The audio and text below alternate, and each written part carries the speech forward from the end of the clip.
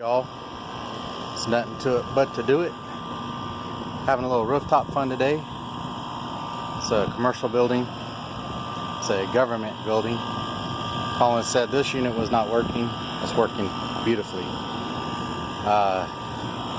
And this one was not working. Come to find out, we got us a restricted liquid line dryer. So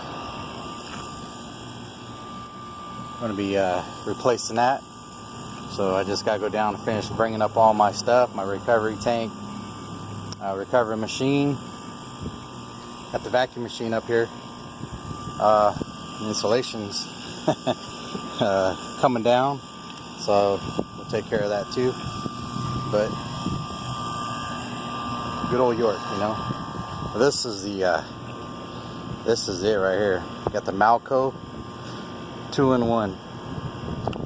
1/4 inch on one side, flip it over, 5/16, baby. Don't get easier than that.